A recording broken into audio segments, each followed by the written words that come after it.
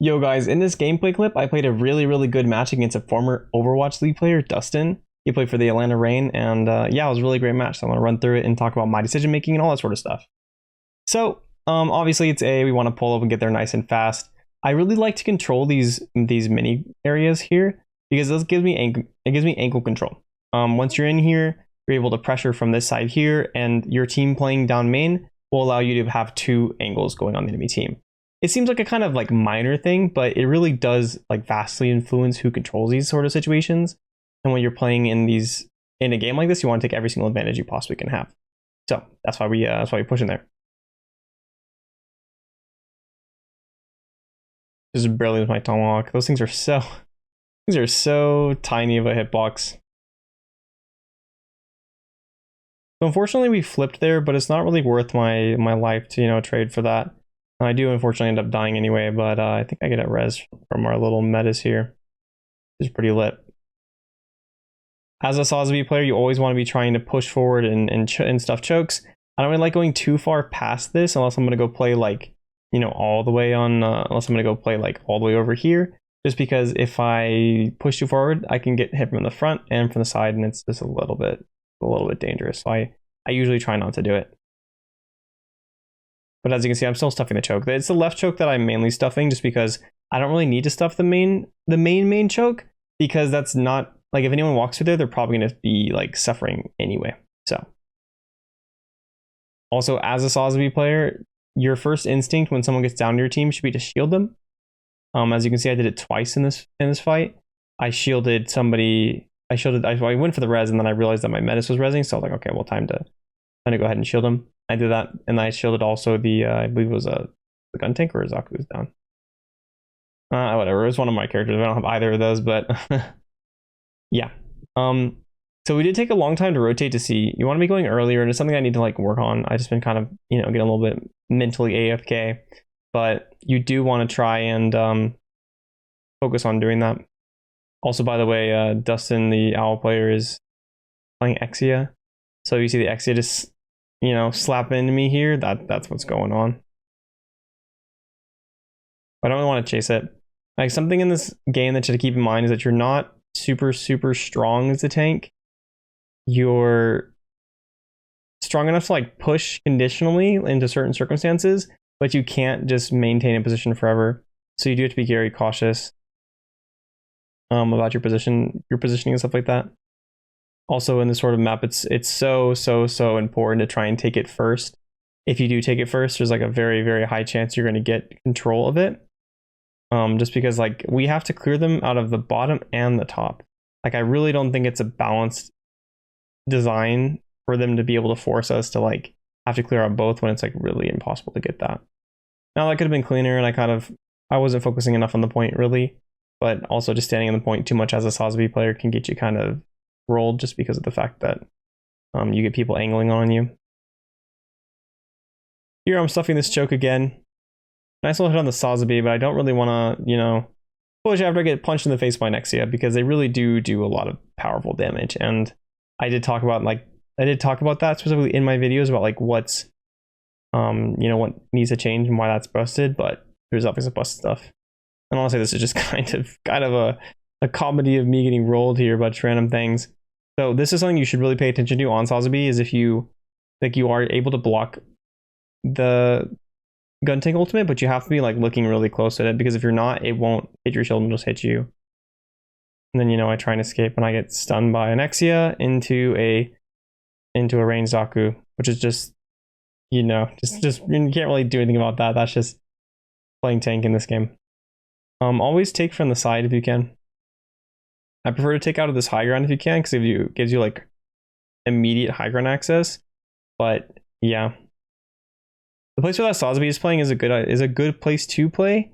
You just kind of have to be cautious about not paying attention where people are. Like, that's the place I play the most on defense, just because it gives me access to like, it's a very safe spot, and it gives you access to like both of these areas underneath you.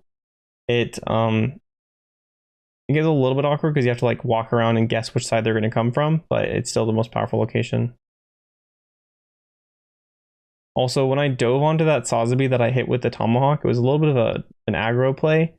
With the way that the tomahawk interaction works on SAZABI versus another SAZABI, you can't really aggress into the SAZABI if you don't have your tomahawk available. And so even though I hit him, I'm not really going to be able to like consistently get a lot of good value out of that, just because you can die doing it.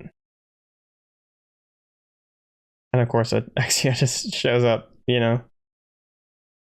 I tried to escape here because I figured he was going to come back for me, but I ended up landing right exactly where he was. So a little bit unlucky, but again, we're just not rotating fast enough. That's part of our problem right now, is that they're always like getting to the objective before we are, because we're not paying attention to it. Like anytime you're about 15 left on your timer, it's time to just leave. Time to leave and go next, and have like 3 people run into you. Ouch. Anytime you can play on high grounds like this is really, really valuable. I saw them here and I intentionally went to land for it. It lets you just control, like, you have such a good angle control here. Like being right here, I can, anything that's on the opposite side of this right now can't see me. Like this Metis can't see me, and so I can back away from it. But if I want to take the fight, I can walk forward into it. And if I want to like run away, I can back up. So it's really, really powerful. And it gives you just, it gave me just like a nice little start there. And of course, like as the main tank player, you do have to be aware, and honestly, just anyone playing the game, you do have to be paying a lot of attention to the objective. And we would have lost there if I hadn't dashed into there, but I did get it just barely in time. Now they also kind of fed, like basically if you're gonna push up like that and try and take a fight like they were doing, I hate Zaku melee, or I hate that ult. Like what are you gonna do about that? There's actually nothing you can do about it. That's a problem with it. He walked in twice and got absolutely rolled, and so we do end up losing this round. But it's because we're being slow. That's why we're losing this round. Like obviously that's on me too, but I think I even say there. Something that I noticed a lot also Dustin was doing was making sure to like absolutely frag out on the rotations. Like whenever we were rotating from like when we were rotating from one of the sides to the other ones, he would wait in the middle of the map and like bully people. Like people underneath on B here, they'd be rotating from C to A, and then he would just wait here and then tell them as they walk through. I was like, they just take the safer way, you know.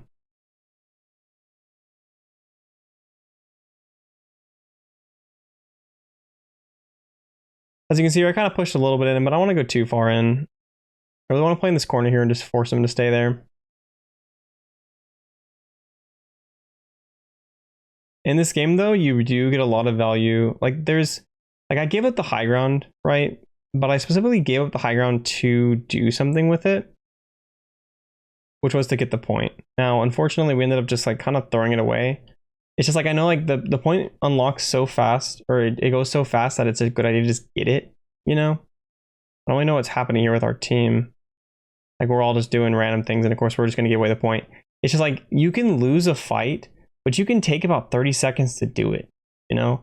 And so if you slowly just go on ahead and do it and take the fight and keep contesting it, you'll get a huge set of value off of it. And we ended up like, you know, throwing a whole portion of this because of that. Because we weren't just playing the objective. Like, yes, you need to push up and hold space and stuff like that, but you really, really need to be careful about like how you're guarding the objective. Because even here, like, you know, because they went and were doing weird things, we were able to push and take the point from them. And so, yeah, I think, you know, I'm going to die here just because, again, I'm being pressured on point alone. Because we're just doing other things. Even though I trade for the SAZABI, you know, if we just push in another point, we win that fight. But again, so like, it's just really about like getting to the, we need to be playing more around the objective. There's a lot of not doing that. Like being here nice and early is really good. And I'm pretty sure we're going to win this fight just because of that. Now it does, like we did get 2 frags here, which is really convenient. And I chased down this other one here. Dodge a tomahawk.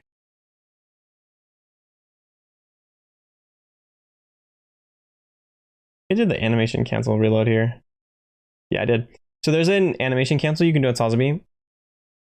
When if you just feather your shield right as the number appears, like I do here, you can cancel the animation so you get to immediately shoot again faster, but it also doesn't stop your shield from recharging. So that's a really useful tech. I might make a little video on that just as a PSA.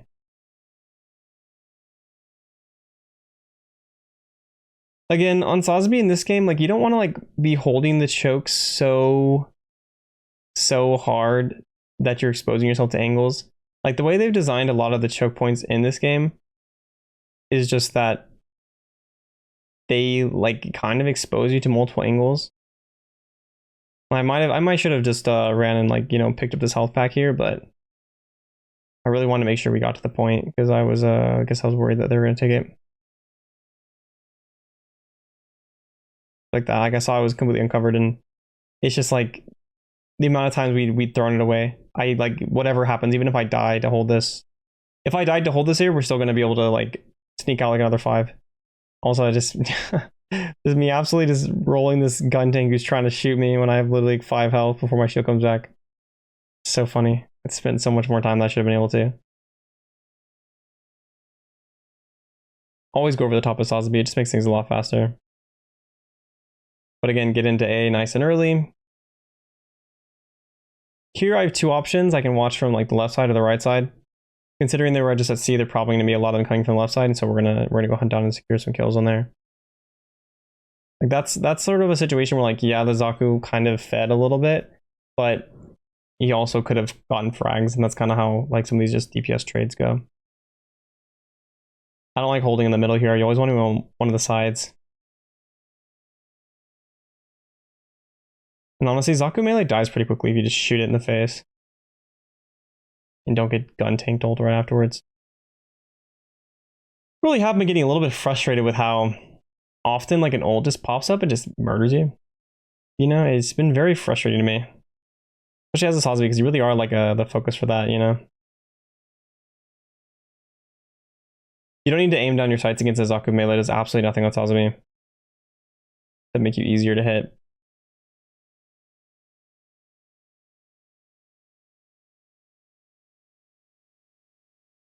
And so it looks like we're winning the fight there, but even just like in this circumstance, it's justifiable to like, you know, win the fight versus touching the point. But if you like contest a fight and keep holding the points constantly and you don't let them have it, and then they finally beat you, and then they have to win like 2.5 fights against you versus you like giving them point and then losing, where it's only like 1.5. It's just like a decision you have to make, and a lot of times it's just not worth it to give them the point, you know.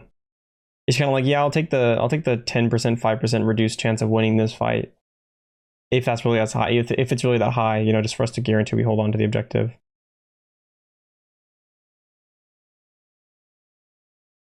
Don't need to be chasing just because there's something I can get out of that. I always focus Zaku melee when it's looking in front of me. And I'm going to jump and contest this. Any sort of high ground you can play on is like really valuable, even if something like that small is what I was doing right there. It just makes it a little bit funkier and lets you like drop behind it. It gives you options essentially is what it does. Like, yeah, I can expose you some more, but I wanted that aggressive option. I wanted the option to drop onto the point. Yep, 7 HP. Maybe it's a good thing they don't have a melee in this game. Like I could have just pushed me and killed me like that.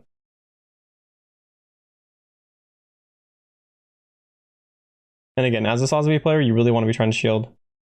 It's super important to just shield. Like it, I don't know, it might seem like kind of like an undervalued skill or whatever. Undervaluable skill, but it's really more undervalued. So you just be aware like whether you're basically like whether it's time for you to do the reloading or not. Or sorry, whether it's time for you to do the saving of your teammate or not, because a lot of times when you dash on top of someone, they expect you to save them. So and they stop even though you were just trying to shield. And here you can see me realizing, you know, they can't get any more progress on this. Time to leave. And I wouldn't recommend, like if I was playing in a team environment, I'd recommend like leaving like way earlier, like at 10 seconds or 15 seconds. But in this game, like when you're playing with randoms, you also want to be trying to like support them. Like, yeah, you can get to the point nice and early, but you also have to be kind of aware that like if you push right away and you're just sitting on point, like, yeah, you're getting point control, but it's not going to give you really any value if your team's all dead by the time you get there, because your team went and took a fight without you. Also, Unicorn Gundam's little ability cleaves through shields, so just so you guys know. Oh, that was a sick hook. He's sick. Tomahawk.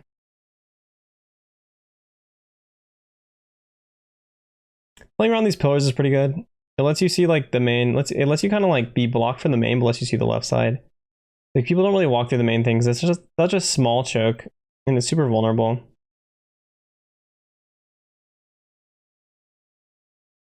I wanted to get that kill, but I couldn't. You can always playing from the left here. Almost always anyway. There's time to go on the right side, but like I said, this lets you control the left side of the map, so it's just a much more consistent, solid thing to use.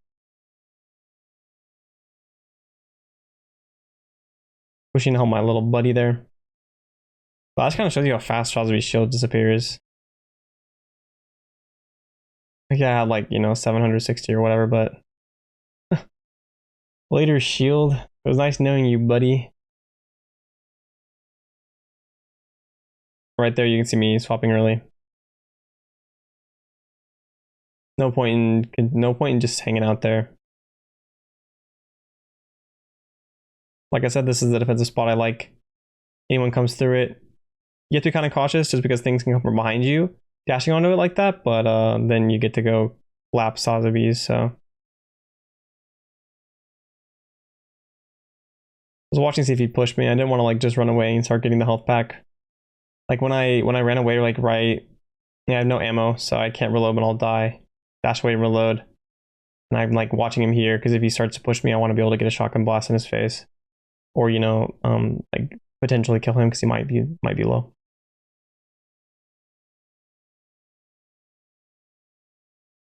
Always just shoot the Zaku melee guys. I know it's hard, I know it's awkward, but just shoot the guy. I want to win this fight here, so I'm using it. Like in this circumstance, like when you get dropped down to point, there's some pretty defensive places you can play on point. You still want to let them have the high ground control, because if they have the high ground control, they'll just kind of win. Because then they can drop down to the bottom and then turn around and contest you and burn you from behind too. There's a lot of things that they can do to you. Though, when the fight does devolve down, like this point where you've killed most people, just go sit on top of the point. Just put your butt on top of the point and the enemy won't be able to get those kills. Like at that point, like all the sort of nuance, all the whatever goes away. Just go sit on the point. Go sit on the point and kill them, especially if you're a SAZABI player. If you're looking for some more Gundam Evolution videos, then make sure to check out my mobile suit guides. I made one for all original to 14 mobile suits, and I did a Should You Main Guide series also, covering the same mobile suits and talking about whether you should actually main them in Gundam Evolution or not.